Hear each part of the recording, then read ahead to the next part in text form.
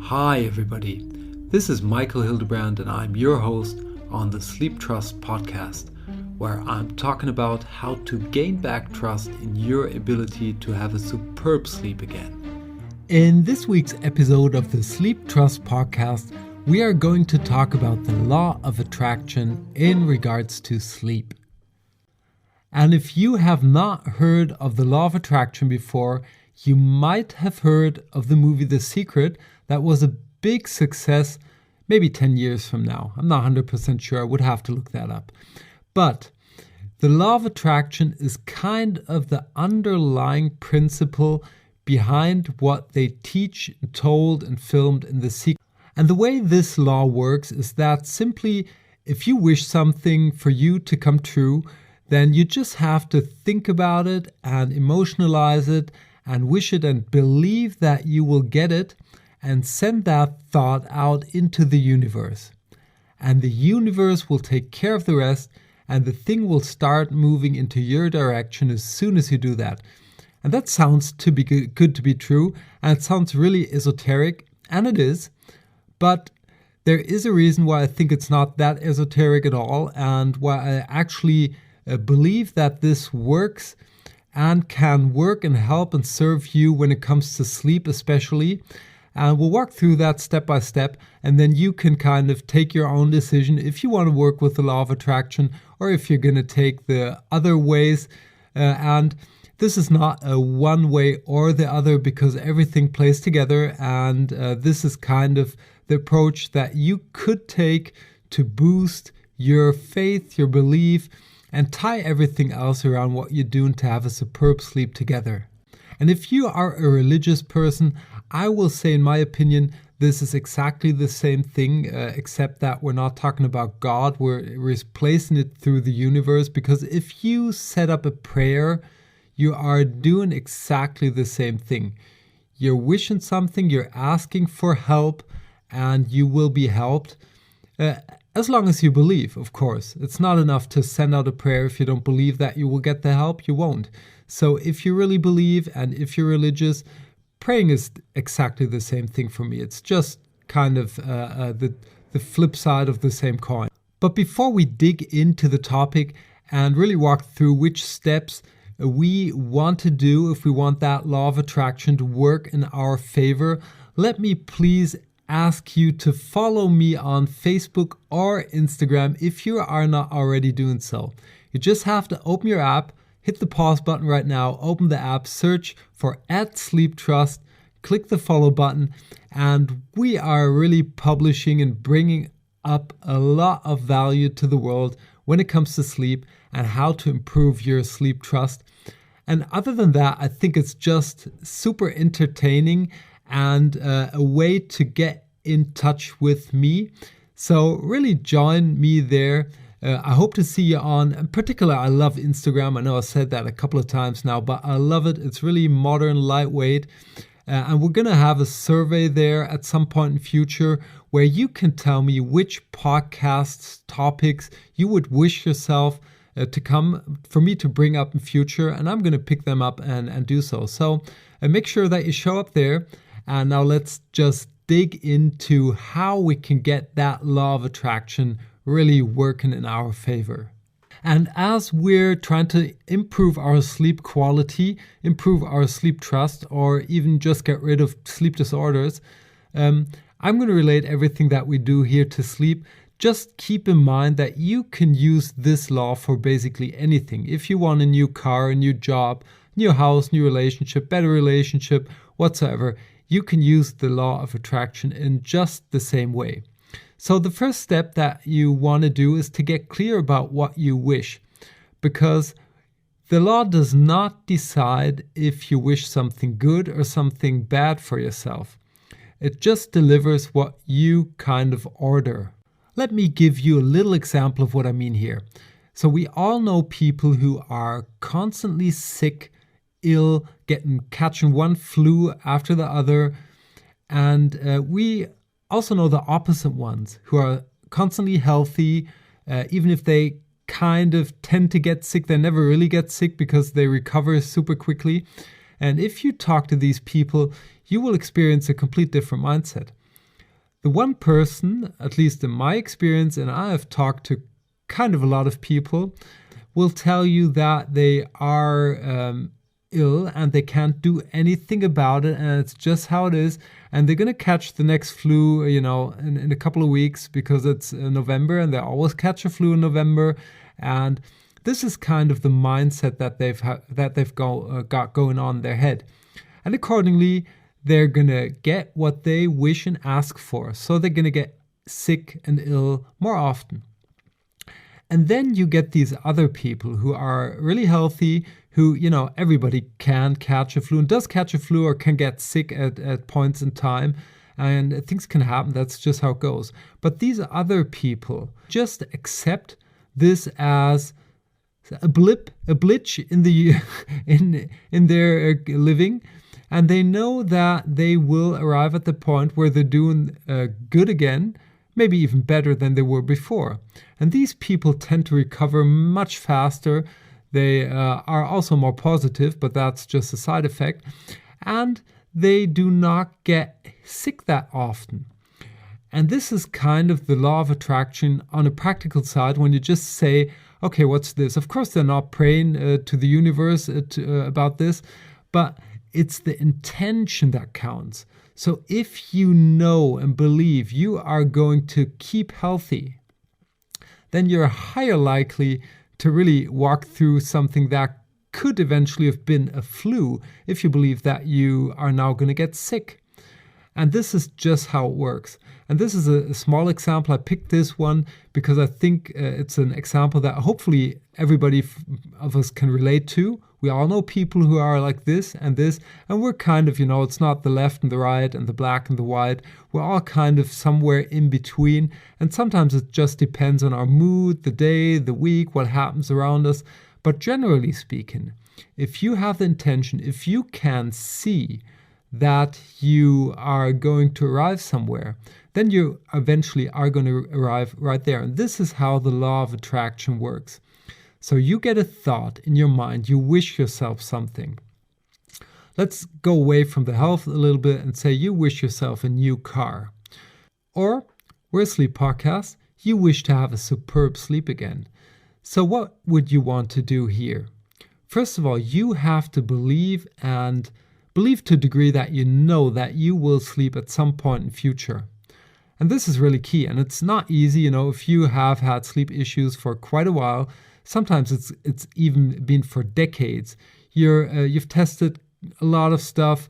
You're taking sleeping pills, your tablets. We all know these stories. And maybe, if you are suffering over a sleep disorder right now, you know what I'm talking about. And especially if you have experienced this over years, you get a belief burned into your head. You kind of have these beliefs because what you experience is what you believe, and it does take a serious amount of energy that you have to put into your mindset to really start to believe that you will be a superb sleeper again. But you've got the choice, and you can do so. And this is the beginning, because I'm not even sure who said that, if it was Einstein or other smart head out there. It doesn't matter if you believe you can do it or not, you're always going to be right. So it starts with believing that you can have a superb sleep again. And then you're going to build up this wish in your mind, and you're really going to experience it. You have to sit down, close your eyes, relax, maybe do a meditation and see how you are going to be, how it's going to look, how it's going to feel when you have a superb sleep again. How you're going to feel when you wake up, how your life is going to be. You're going to put as much emotions and clarity into this picture as possible. And when you do so, you have to start to believe that you will really receive this. And you have to believe it to a level that it's a given fact for you. You know you've not got it right now. You don't know if you're going to get it tomorrow, the day after, or whenever, but you know you will be there.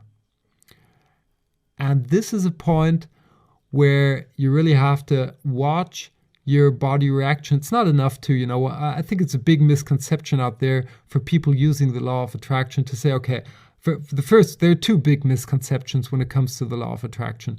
The first is it's not enough to say that you want to have something. You really have to feel that you have to feel it to be confident to a degree that you know you're going to get it at some point, which is really a hard job. It sounds easy. It's not.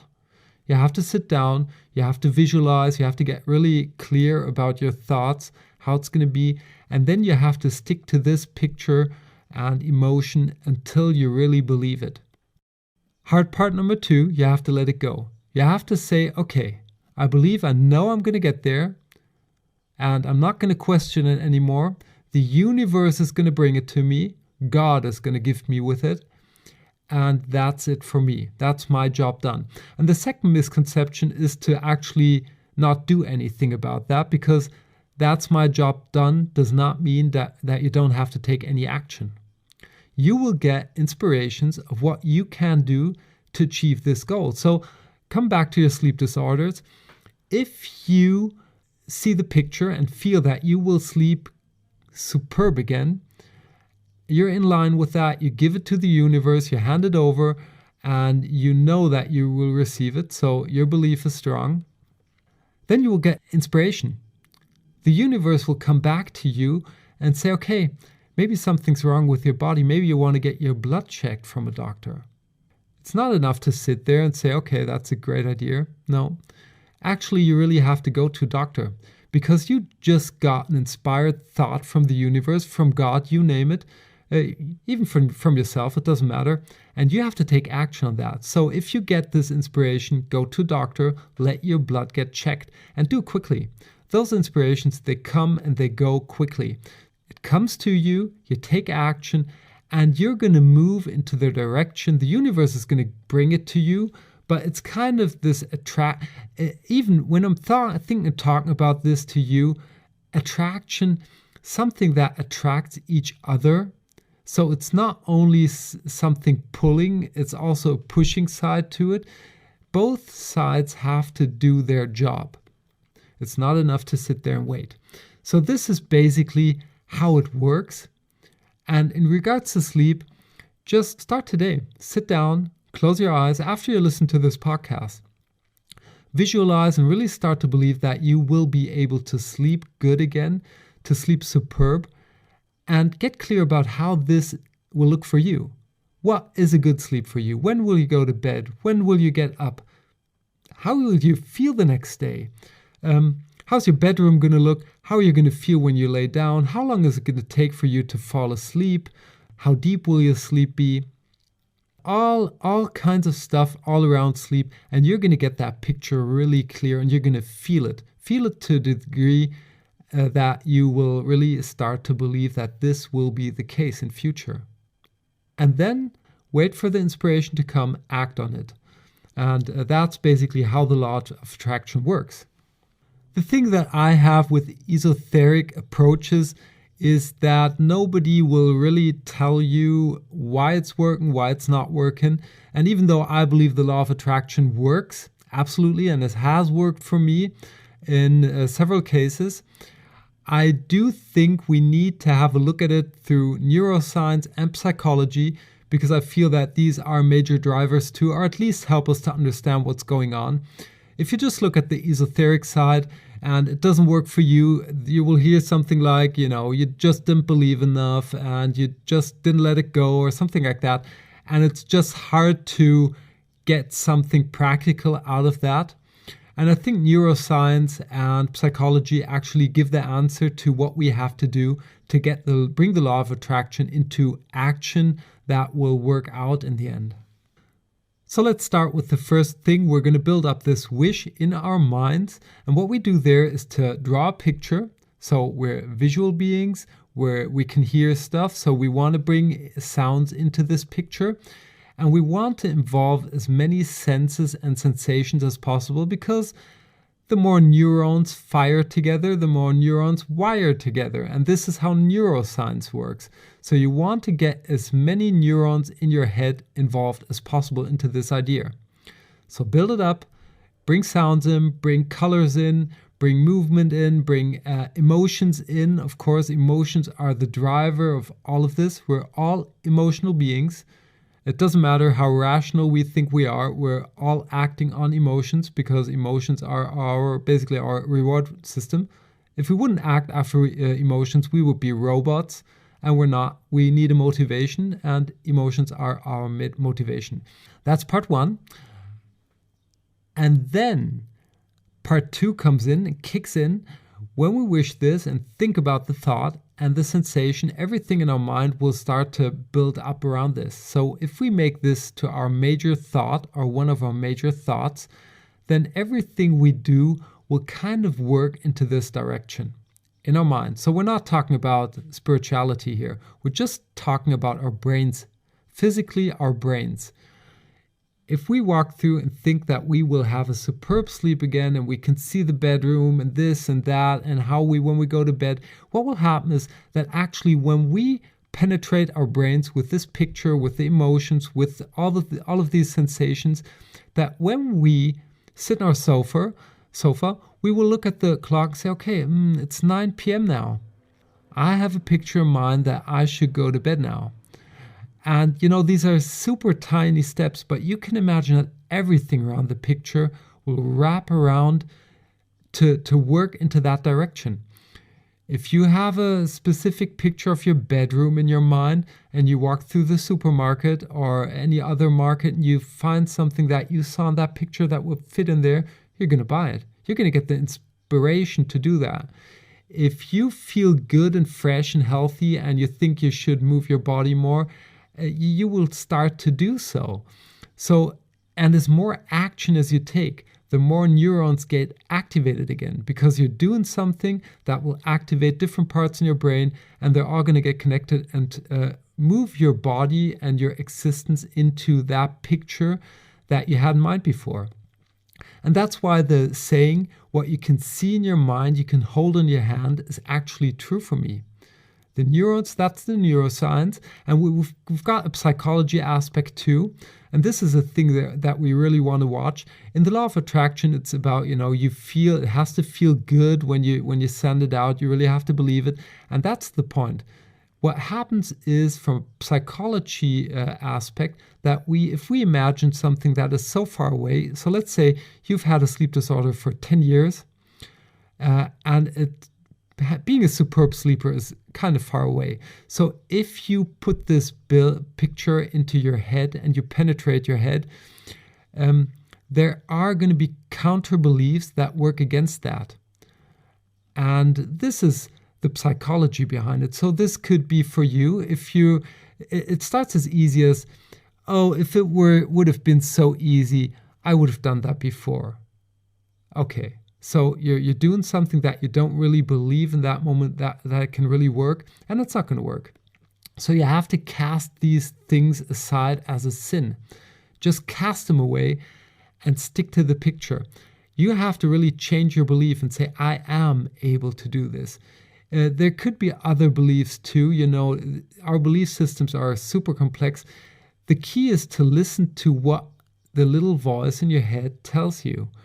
And I mean this little nagging negative voice that will tell you why this cannot work. And then you really have to think about why this voice is telling you this and handle it.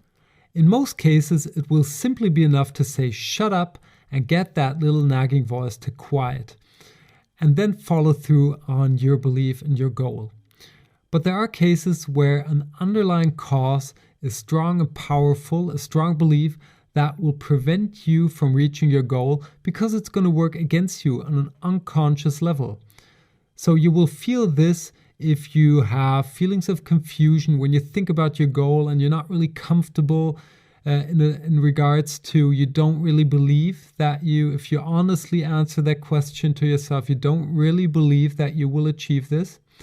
Then there may be one of these powerful beliefs. And I'm going to make up an example just to give you a feeling what we're looking for here. And this is completely fictional, just to give you a feeling. So let's say you are a single mom and you are raising an infant. And now you fell asleep. The little infant woke up, started to cry because it was sick. It had fever and it was screaming and screaming. And eventually at some point, much, much later, you woke up, The little infant was still crying, but had hardly had a breath. It was completely exhausted. You had to go to a hospital, and it was a really terrible experience. You felt really bad as a mom, as a mother, and you had a super big back conscience because you didn't wake up right away and didn't take care of your little child in the manner that you would have loved to do. So this could have caused an experience that brought up a belief that you are not allowed to fall asleep that deeply, because if you do, you will hurt the person you love most in your life. And this is a very powerful, strong belief, because you want to protect your loved ones. You want to protect your little infant, your little baby. And over time, your sleep wasn't that deep anymore. It wasn't good. And you don't really consciously know why this is the case. So this could be a thing that could come up if you had an experience that is really profound and resulted in a strong belief. And you really want to take care about that if this is the case. So I think that hopefully gave you a little bit of a feeling how the law of attraction is backed up with neuroscience and psychology.